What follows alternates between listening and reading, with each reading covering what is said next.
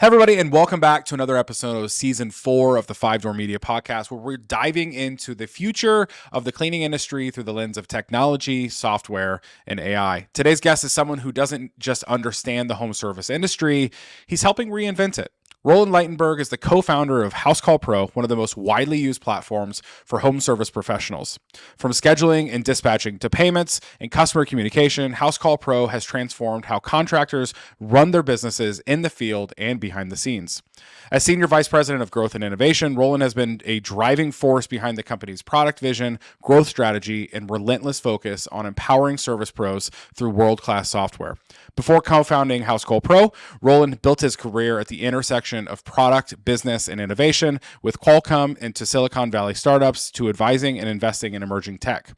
In this episode, we're going to be diving deep into what it really takes to scale tech in the trades, the future of field service ops softwares, and how companies can stay ahead in a fast-moving digital landscape. Roland, welcome to the show. Thanks. It's great to be here. Yeah, excited to have you on.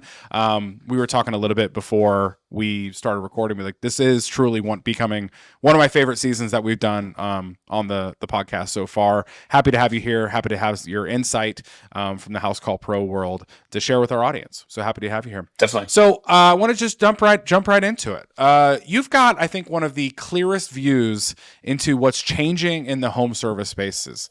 Over the last 12 to 18 months, let's talk about maybe what's the biggest shift you've seen in how contractors, cleaning companies are adopting to technology. Sure. I think specifically in the cleaning space, we see a lot of pros starting to use our AI team members. And I think it's just AI adoption in general, both on our platform, but also just off and using, ChatGPT to help with all kinds of things on the marketing side and writing copy and kind of simple things.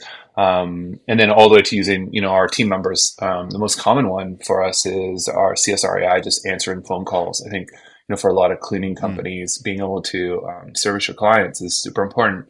That are existing because you get a lot of recurring business. And so our CSRI, because it's connected and lives directly inside your Housecall Pro account, it can recognize existing, clients and existing people and existing schedules and existing crews that go out and those types of things. And so those things typically you'd have to hire a human for that's just there 24/7, which is pretty impossible to get, unless you hire a call center and or staff 3 people and 3 8-hour shifts. You're a very large company at that point. So that's what I see is kind of the biggest shift just in the last, I want to say 6 months, not just a year, but it's getting to a point where it works really good. And it'll continue to work better and better. But I feel like I see a lot more people being willing to kind of turn it on and try it out and then figure out, oh, wow, this is good enough. And that's been fun to see for sure. Love that. Very cool. And I mean, obviously, Housecall Pro has been using probably some forms of AI for a long time in their softwares, but it's really obviously picked up within that last 12 to 18 months. Mm-hmm. And every time I've asked that question on this show, the answer is some sort of AI is the biggest shift that's happening. Mm-hmm. But how is Housecall Pro maybe looking at AI differently than other people? What do you see its function within your own software, Sure. as well as what do you see its biggest function inside of home service companies as well? Yeah, that's a really, really good question because I think with AI, it's been really easy for somebody that maybe hasn't started a software company before or used to have a real call center with the real humans and kind of make a shift. It's been really easy to get to something that works pretty great out of the box without having to do a lot of real engineering work. And that's because largely they've been trained on large language models, whatever can be found on the internet that's publicly scrapable, effectively. And so they operate quite well out of the box. And what I think people maybe aren't thinking about, or what's kind of unique is, at Housecall Pro, your AI team members. So we have your CSR AI, we have your analyst AI, your accounting AI, your coach AI, your help AI. We have all kinds of different AI team members inside your Housecall Pro account. What you don't realize is those AIs have the knowledge of your individual account, every piece of data in your individual account. And then the other piece that's really important for AI is just huge amounts of data, independent from what a generic LLM could find. You're probably like, oh, I hear about LLMs and models and blah, blah, blah, move so quick. at the end of the day, the best way to describe it is, Housecall Pro has data from about 100 million jobs in our database. 1 in 3 homes has been serviced by one of our pros. There's just a really big, great private data set. So your AI inside of your Housecall Pro account leverages only the stuff inside of your account, plus the aggregated knowledge across all of these other things. And so that's what makes our AI so powerful. It's so different from other AI that you see out there, because there's a bazillion AI, call answering services, because it's easy to build. It's not very hard, and they'll charge you anywhere from cents on the minute to dollars on the minute to $500 a month to whatever. I've seen all the pricing ranges out there. But long term, good AI is built off of data and network effects, which is no different than just software in the past. Network effects are great, and network effects just basically mean by joining this thing, you get the aggregated knowledge of everything it's learned and seen before versus only your things. And so when it comes to thinking about what scripts, what's the best way to talk to a human, what works well, it's not just limited by your, and I mean this in a loving way, but 10 calls per day or 50 calls per day. That's a small amount of calls, but imagine hundreds of thousands of calls per day you can learn from.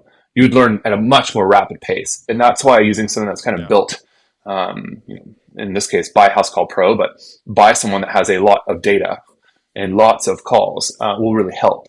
Same thing with our Coach AI. It knows what businesses are doing that's working well and what's not, because it's suggesting things and it can see people doing the thing that they suggested or not, and then it works.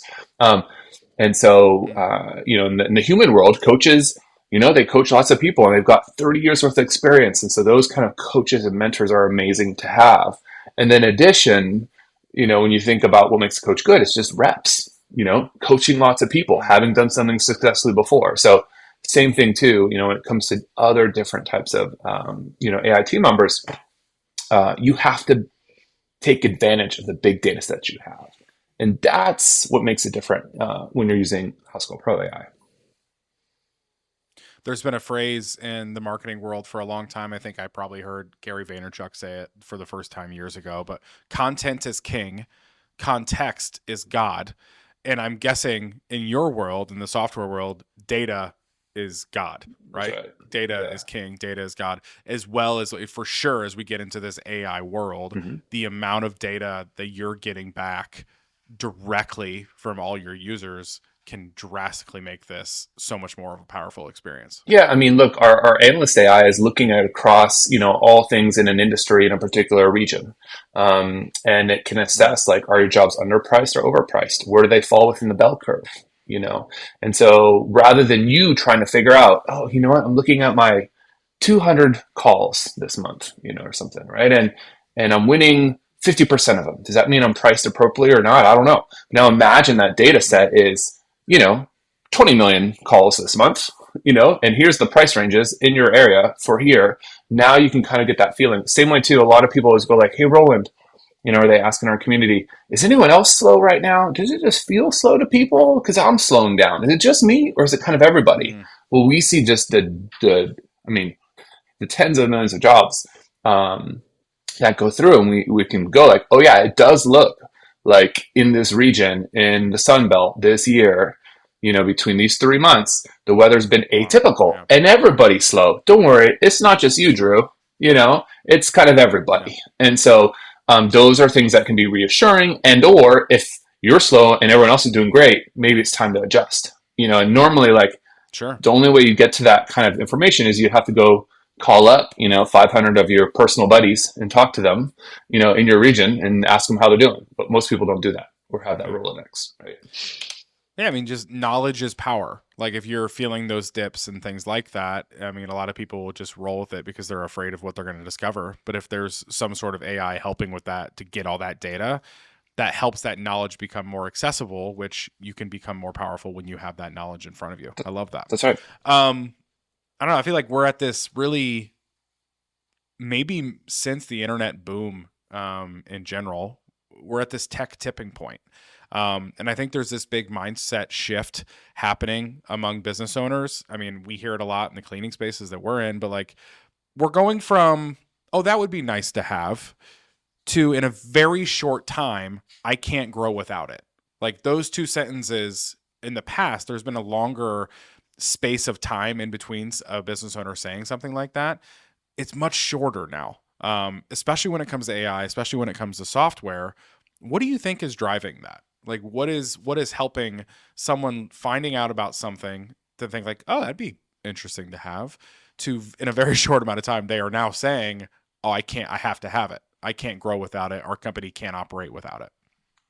I think because a lot of businesses are used to seeing what's available from a consumer mindset and a consumer availability. So, what are all the apps we get access to and that we use just on our own personal lives on our daily basis?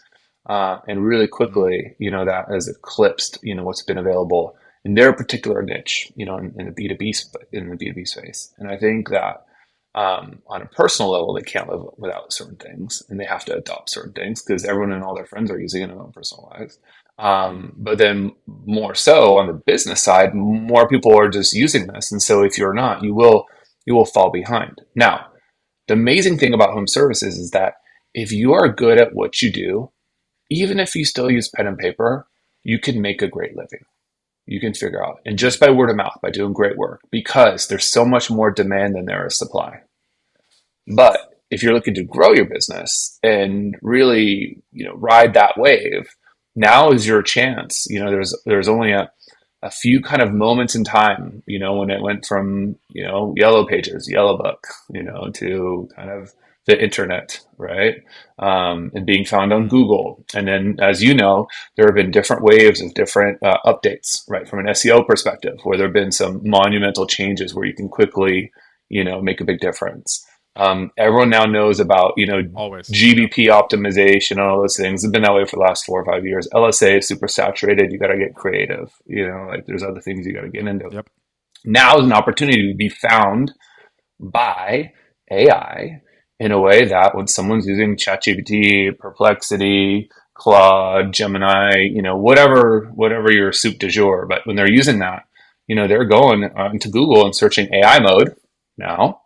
Okay. And it's looking across everything. It's looking across all the reviews you've generated too. If you say, hey, find me the top 3 cleaning companies in this area, it will look into the most recent reviews that people have left. And so if you are not asking for reviews in a programmatic way, you will fall behind because you're not asking for pieces of data that will help you be found by AI. And so I think it's only accelerating. Can you still run a business without it? 100%. Can you still make a great living without it? Sure, you can. But will you be growing? Probably not. Hmm. Probably not compared to your competitors. Because it's not Yeah. that hard to use Housecall Pro, like whatsoever. People get onboarded in just a couple days. If they have some data from some other thing, maybe up to a week. If it's a big company, maybe 2 weeks or something. But like in the grand scheme of things, it's very easy to get going. And so the question you should be asking is like, why? Like, what's holding you back? Most people are just kind of holding themselves back a little bit. Now's not the time to be timid. I think you're right too. It's where the gap between those two statements that I said is shorter and shorter because it's you can't go anywhere now without experiencing AI, hearing about AI. Obviously, it's all over the media, it's all over the news and things like that. It's all over every like Meta has their own AI, Google has their own AI, X now has Grok. You mean like every platform? It so quickly was embedded to everything we were already paying attention to that we're just more open to it, I think, than we have been other technologies in the past, right? It's fascinating to see. Okay, I want to talk about you really have, in my opinion, one of the biggest, most luxury front row seats to how thousands of home service pros are using House Call Pro every day, but really just growing their business, figuring out what is working for their business. What are the smartest, most forward-thinking companies that you have seen, that you've experienced, you've talked to? What are they doing with automation and AI right now? And also, like, give us a peek. What do you think they're going to be doing in the near future? So right now, companies that are really, making leaps and bounds are using AI on a daily basis, and not just themselves as owners, but also, their technicians, their office workers. They're interacting with our AI team members just like their own employees. And so they're able to just get more done with less time. And so they've effectively been able to operate like a bigger company without adding any extra resources. Mm. And so that's when things start getting really interesting because you're not increasing OpEx, but you're able to generate more revenue. And so with that profit, you can go reinvest into growth channels. At Five Door Media, you have to be able to advise people on, like, if you had an extra dollar, where would you spend it? Where would you spend it in the best way possible? And so with Housecall Pro, you can set up inside of our VoIP different call tracking numbers. Go test some extra channels and measure the ROI. Do it in a 30, 60, 90-day snapshot. If you're not doing that and you can't tell me if you had $1,000 where you'd spend it and why, then that's the question that these successful businesses are able to answer right now that maybe you can't. So I think those two things just within itself are two big drivers. And I feel like inside of Housecall Pro, there's a specific feature called our service plans, called recurring service plans, could be called memberships, could be called service agreements. People generally think like, subscriptions, right? People are like, oh, everyone's been saying subscriptions. See, that's what Netflix did to Blockbuster, blah, blah, blah. Like, it's an old playbook. But the reality is I don't think enough companies have really explored how to set these up in a way so that every single month they know they've got a certain amount of cash coming in. High season, shoulder season, low season. And I think that's often a struggle for a lot of home service businesses because you have to find great people, you have to retain them. But sometimes it's hard. When it's high season and low season, you got to let some people go, or you got to retrain them, and you got to find them. And so much of your resource and energy is spent just on HR stuff, finding great people, which will always be the case.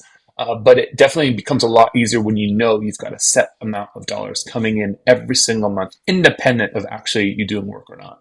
And so if you can set those up correctly, a lot of the businesses that are growing that I see, still taking off here, even the next 1 to 2 years, are people that have started investing and building out their service plans, their memberships, their service agreements, whatever you want to call them, because those things compound over time. That's why software businesses are valued at what they're valued, because it compounds over time. The earlier you start, the better. Same thing with asking for reviews. The sooner you can get started with the reviews, the better. If you haven't started, the best day, is today.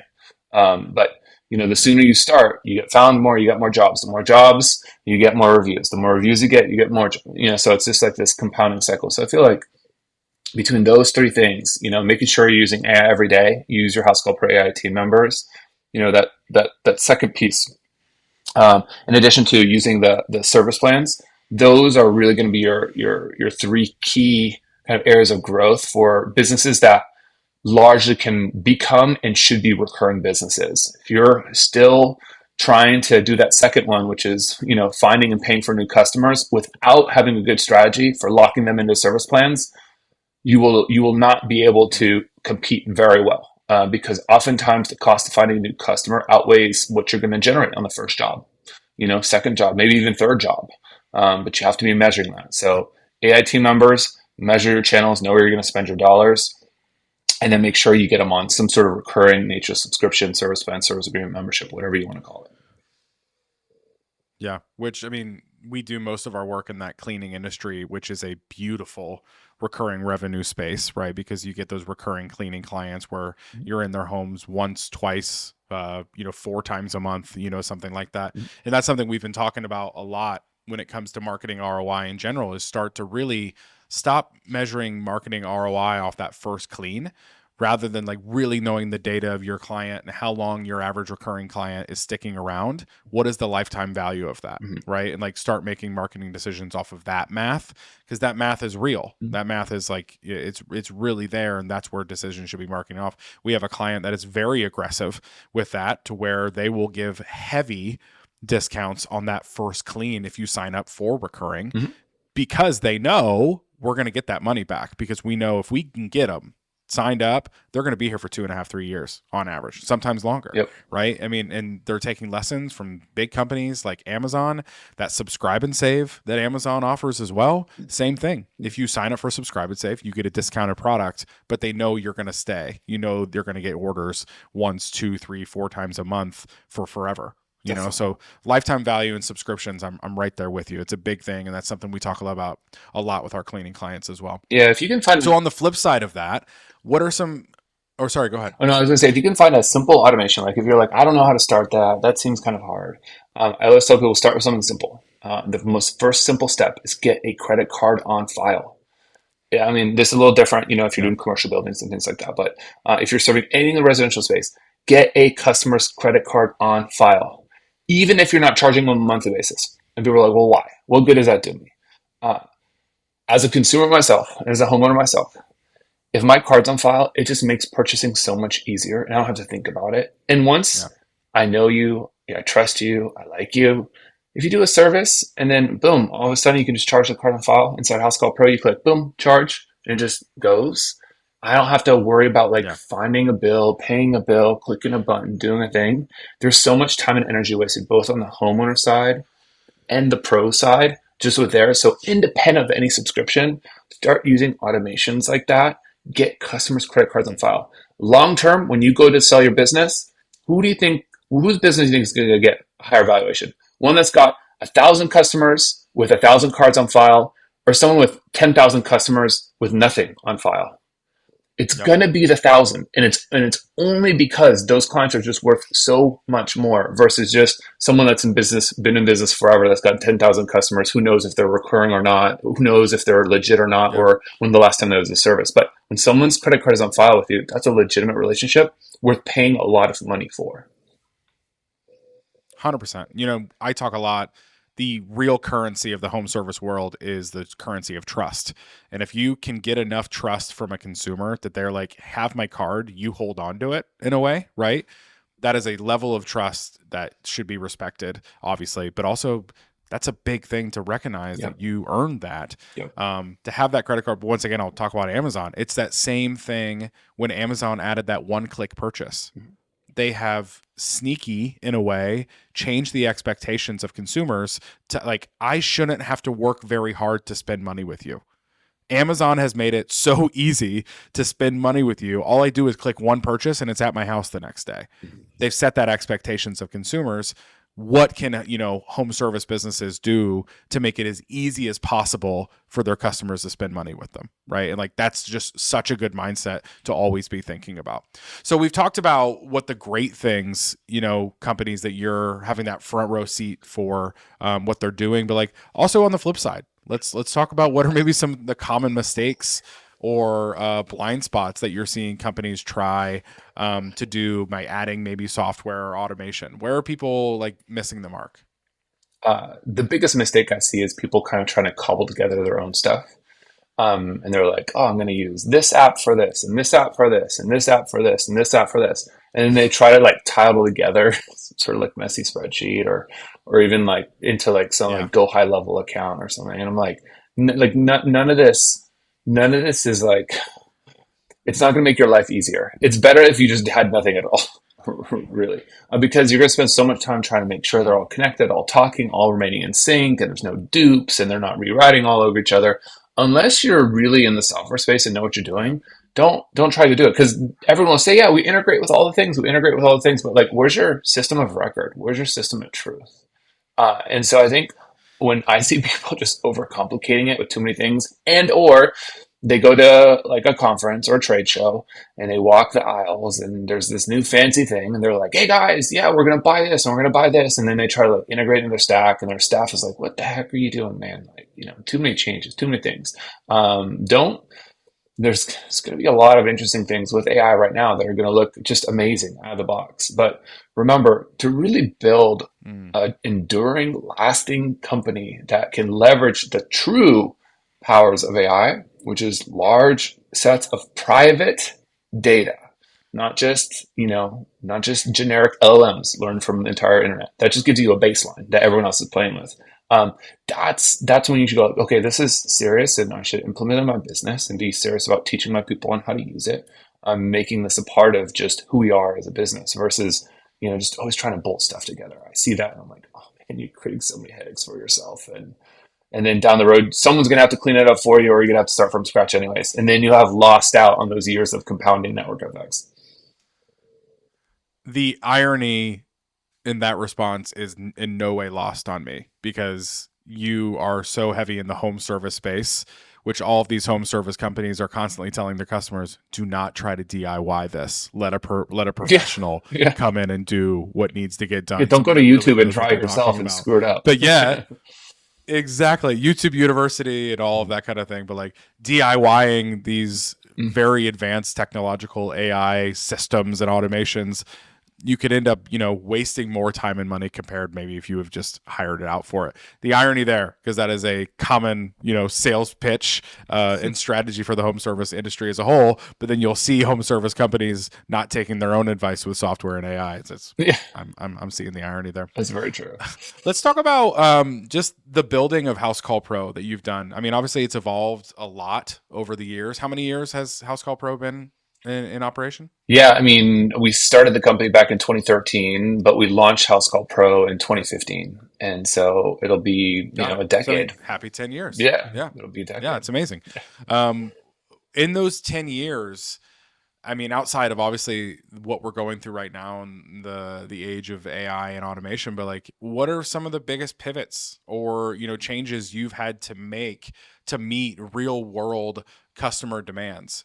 Because that's something we've talked a lot about on this season as a whole, due to the exposure of technology that business owners are having now, which is more than ever. It is a straight correlation of their demands of what technology can do for them as well as their exposure to technology. So what are some of the big pivots that Housecall Pro has had to make over the years to meet those real world customer demands? And also, how do you as a company like really decide which of those you are going to focus on, right? Because not one company can do everything, not one software can perform everything. How does Housecall Pro really like narrow in and decide this is what we're going with? We're going to move with this pivot, we're going to move with this change. Yeah, I think we've never had to make any big pivots because our underlying mission is to champion our pro to success. And in order to do that, you have to be Yeah. very close with your customer. And so we've got a really unique community. We've got just exclusive Facebook groups of just our users where we just listen to what they need. And oftentimes, what they tell us is what their homeowners tell them. And so we hear through that what our pros need, and we just stay really close with them and have really high customer empathy. Now, clearly, as a Yeah. software, you can't build all the things for all the people because that just wouldn't make sense. And then you'd have this like clunky Frankenstein, like very hard to operate, super customizable thing that's too hard for most people to use.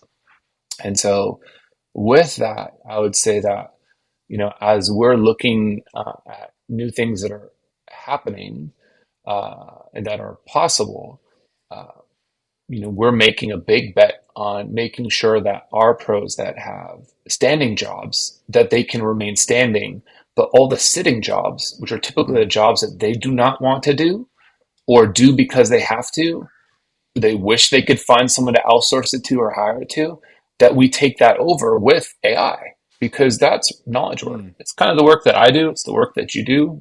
We're both sitting right now, like all the things in the future, minus the creativity aspect of it, should get automated away.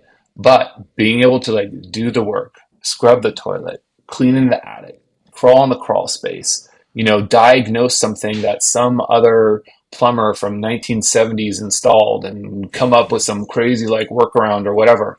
That's not going to be solved Yeah. by one of Elon's robots, in the next decade.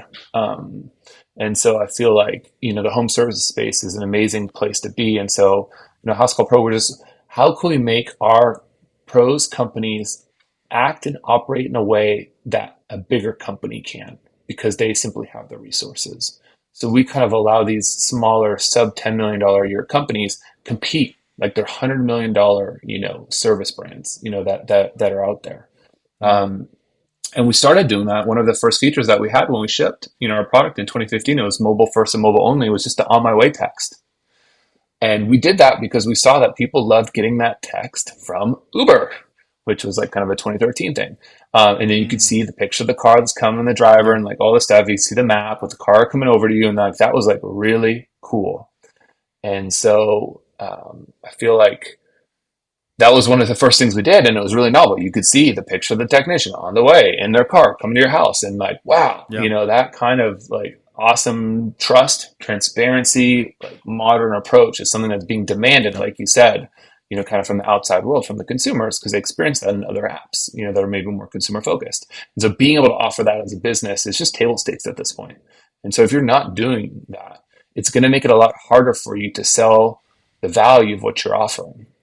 Because when you walk in that front door and someone already knows your name, sees your face, knows your truck when it pulls up, so they're not sketched out, they can open the door. And when you present your work and maybe your bid, right, or your estimate or your proposal is higher or significantly higher than some other one that they might have gotten, people know that they get what they pay for. And if you're presenting that higher level of service, that higher level of trust, transparency along the entire process, from online booking to on my Yeah, way to being able to pay with my credit card and not a freaking checkbook, like those things really help set you apart. And people are willing to pay a premium for that. And that's the home service company that you should strive to be long term, because that's the one day that you'll be able to pass down to your kids or to sell, create generational wealth. That's how you do it. When people say turnkey businesses, they're not turnkey if you got to do those things by hand, because then someone's got to do them by hand, right? true. Turnkey means you just turn on the system or buy the system, and hey, all of a sudden it just works out of the box. And that's really what we try to do at Housecall Pro, is just make it super simple, automate the tough pieces that are repetitive, but that drive a lot of consumer delight. And so, if you can make your homeowners happy, that's all you really need to do as a home service business. I love that. Gain their trust, make them happy. You mentioned about how, if anything, home service jobs are in that category of safer in this world of AI and automation, where some people's jobs might be eliminated due to AI being able to take over that task. I was recently at a conference and I heard somebody put it this way, because they said, you're right, there are estimations up to 60% of jobs could be taken over by AI in the future. Probably not near future, but in the future as a whole. And you would think home service is not in that 60%, so we're good. But what something to be cautious of is, you got to think those 60% of people who are potentially going to lose their jobs, they will want to be involved in industries that are safer. So you could get this giant influx of people coming into the home service space that were not there previously, that don't have the experience that you have, that don't have the brand that you have. But dear me, they're going to be hungry and they're going to hustle, and they might be able to cut prices more than you ever would. I'm just curious about what your thoughts on that concept are, and what can companies be doing now to potentially prepare for that giant influx of people coming into their industry that weren't there before. What can we be doing now to prepare for that future? So what's interesting is, if you're listening to this now and you're in the home services now, you already made the decision a long time ago that you're willing to do a job that everyone else thought was kind of below them to do. So if someone were to tell me all these people that had white collar jobs that are used to sitting are now going to automatically become plumbers and cleaners and landscapers and outdoor workers, and they're going to do it at a better rate, in a better way, at a cheaper price, I just have a hard time believing that. I just have a really hard time Mm, believing that. What I can imagine is that, you see this all the time in more skilled and in licensed trades like mechanical, so HVAC, plumbing, electrical, where there's private equity money coming in, and someone that doesn't necessarily have direct trade experience, but has, an MBA or business experience, comes in and makes an operation more efficient, right? Drives EBITDA growth, yeah. that knows how to do that, and then flips it to someone else for some amount of money. But still, the reality is there's only so much of that to go around, and so many people to be able to do that in a way. You still need the people that want to roll up their sleeves and do the dirty work, right? Dirty work, dirty jobs, Mm, micro, like all that kind of stuff. So, what should they be doing to prepare themselves?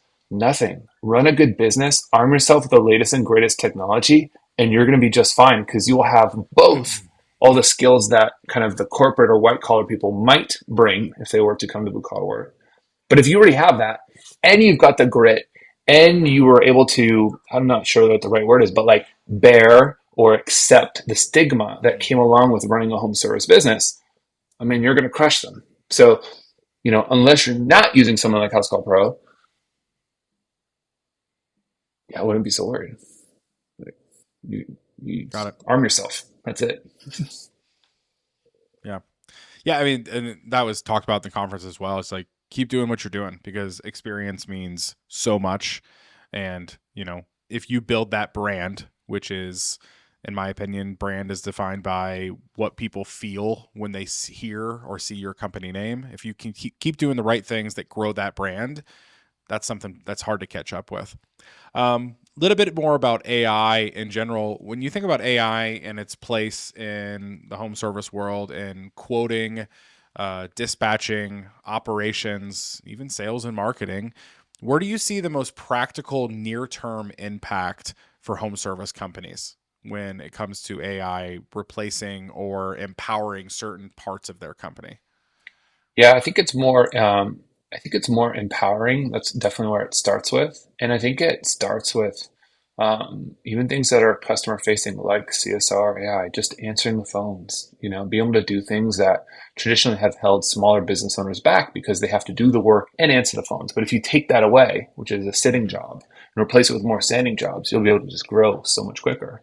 Now, you can also do something. I see this all the time, where rather than letting phone calls go to voicemail, you inside Housecall Pro, you can configure our VoIP to be able to go human first. Then if human can't get to it, then go to AI, because what's happening is the homeowner is like, calling down, it's trying to get hold of someone, but like book them, get them, you got someone on the hook. Like don't let them off the hook, close the deal. So, Yeah. people that are still kind of either maybe skeptical or don't know where to start with, if you can't do it yourself as a human, at least capture the damn thing with AI, please. If you're not doing after hours call centers, have it answered by AI. Stop letting it slip through the cracks, right? Just get it booked. It may not be the perfect price, the perfect time, the perfect technician. It doesn't matter. The homeowner called, Yeah. got a confirmation, and it checked a check off their to-do list, and they've stopped. They've stopped searching, and that's the thing that you need to focus on in terms of happening. And so, when I think about practical ways to kind of get started, start with things that augment things you don't like to do or that you find difficult to hire for to do. That's going to be your biggest first step. And then I think a lot of people ask themselves, like, I keep getting people tell me, you got to know my numbers. I got to know my numbers. I got to work, in the business, or I got to work on the business, not in the business, right? And how do I do that? Start using AI to query your data. Ask it questions like, hey, how many jobs did Drew do this month compared to last month? What are the best types of jobs that get the best type of reviews that Drew does? Ding, ding, ding. Maybe I should assign him more of that work. Or ding, ding, ding. Oh, Drew is Yeah. he's slacking a little bit compared to the last couple of months. He's going down. And that's really like kind of reactive AI usage. And then at Housecall Pro, we're really looking at how can we build more proactive AI that goes like, hey, it looks like your average ticket's been going down, Drew, for your business. You should think about adjusting your prices by at least 5%. We've been seeing them drop. And Drew, one of your sales guys, is stopped selling at his usual closing rate of 60%. Maybe it's worth go talking to him, see what he's doing, and he can increase his average ticket price. And I was like, whoa, okay. So now all of a sudden, you're a business owner. It's as if there's like a CFO in your pocket whispering in your ear, right? These insights. And so I think those are probably the easiest places to start, both with finding places that normally it's hard to hire, or things that will just buy you straight time back because you're wasting it doing something that can be done by AI now very well. And then the other one, which is like, start driving like more insights, be more curious about your business, and ask questions that normally you would have had to find a pivot table for. Or, there's also things too that I'm sure you're evolving on, at 5 Media, which is like, running reports, by lead source, by attribution. Mm-hmm. Don't focus on cost per lead. That's terrible, terrible advice, because you can go to any marketing agent and be like, can you give me things that are cheaper leads? It's like, yeah, of course, that's super easy. Go do paid social and get you super cheap leads. But the intent is low, right? So like, start measuring further down the funnel. Look at actual dollars collected by lead source, because I'm happy to pay $300 a lead if they, on average, get me $3,000 jobs. Yeah. That's 10 to 1 on my money. I'm going to spend, and people are like, what? Why would you ever spend $300 a lead? I would absolutely do that. Yep. Right. But if you were saying, give me the cheapest lead, you wouldn't have done that. You wouldn't have known. So I think those are things you can arm yourself with today, with where today's AI is at, especially with, the analyst AI inside of Housecall Pro, that you can and should be doing, period. You should be doing. It also helps hold whoever you're working with accountable too, because I'm sure you know this. There's a whole bunch of marketing agencies that'll tell you, yeah, I drove you this many leads and this many things. And like, that's easy to do.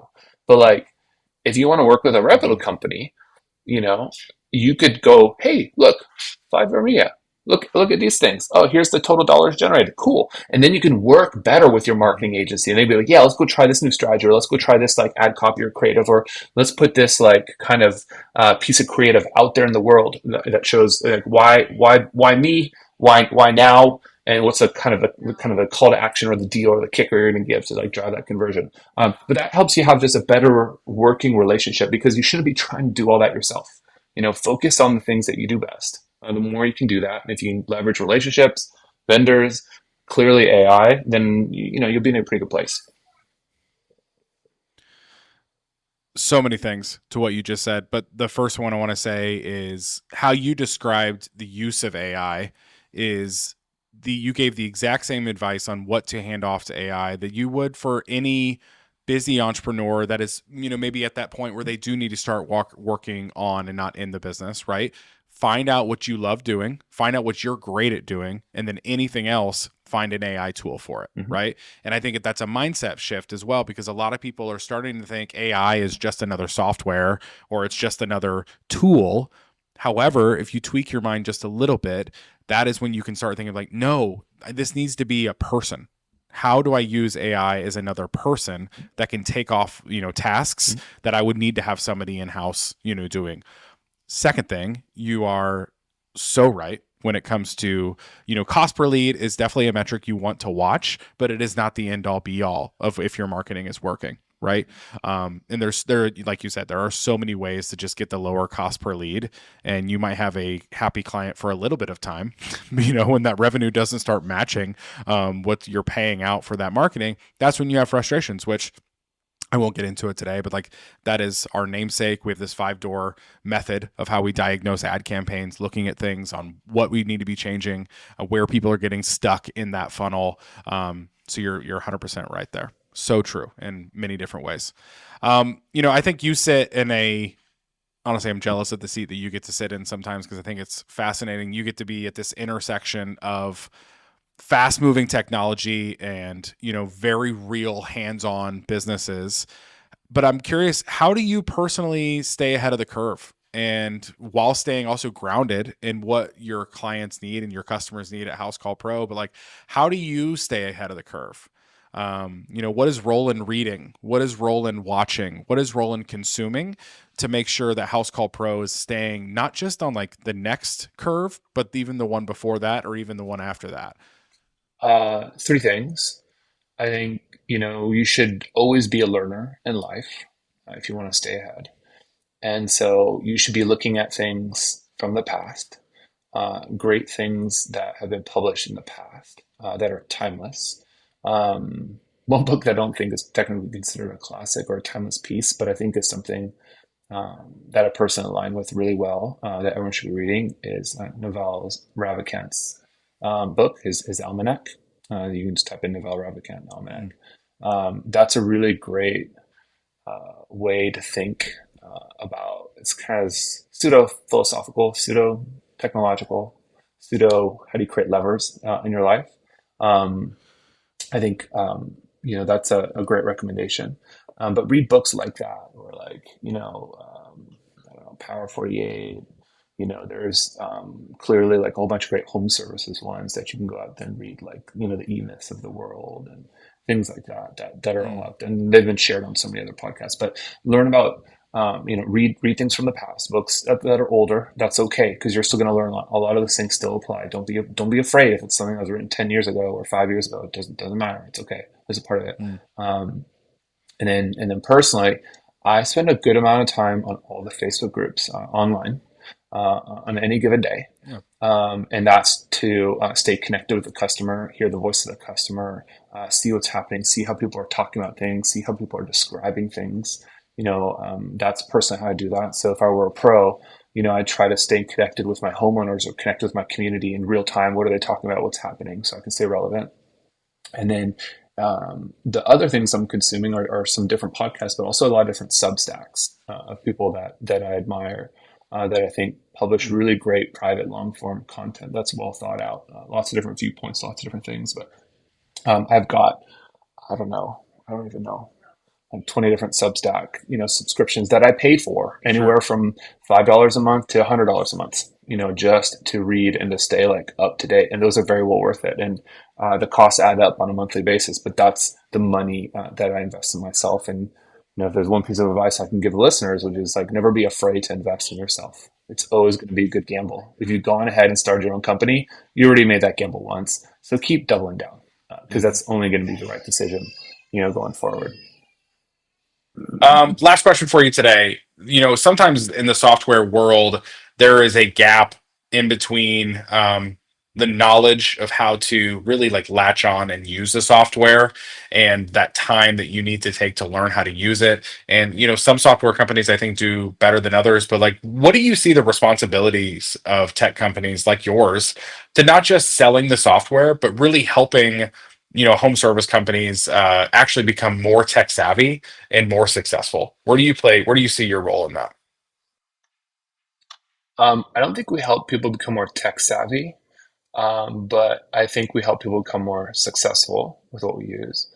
And that comes by investing, tens of millions of dollars, hundreds of millions of dollars at this point, into just building better software that's easy to use, where you can do things that are very simple and complex without making it feel that way.